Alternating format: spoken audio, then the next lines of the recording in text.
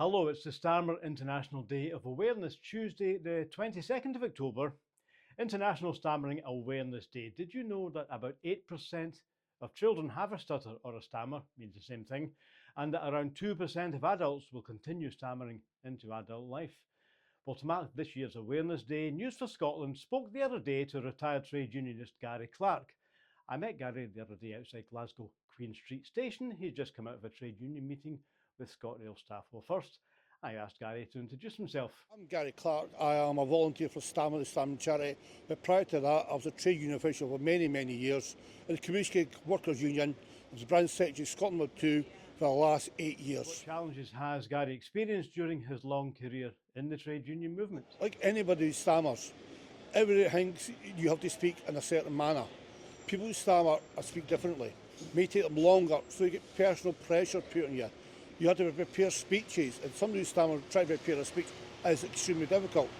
You've got mimic and mocks all the way through life, and mass media plays a major role into that.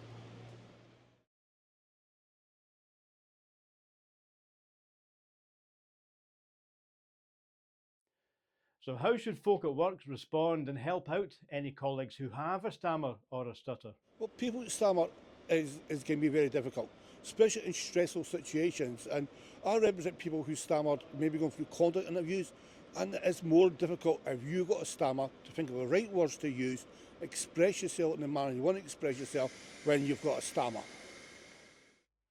We like to think that society is better educated and more accepting of difference these days.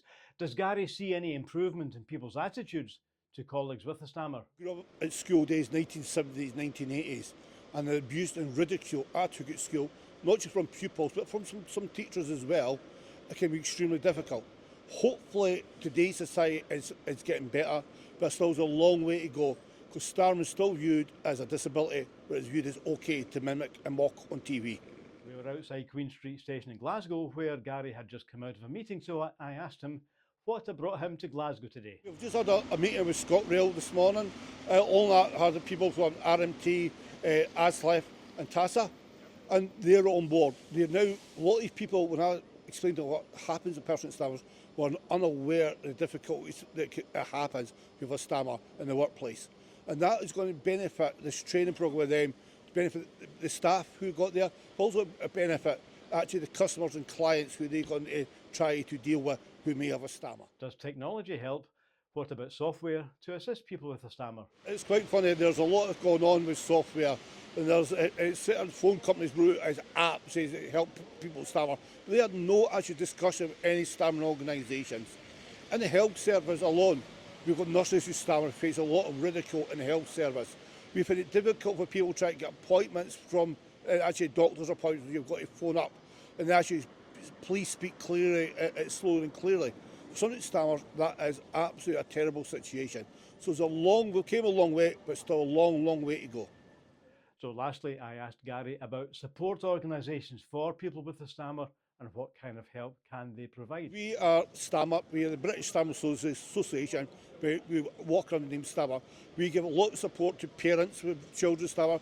I am the trade union liaison officer, do a lot of work in trade unions, gets us to the workplace.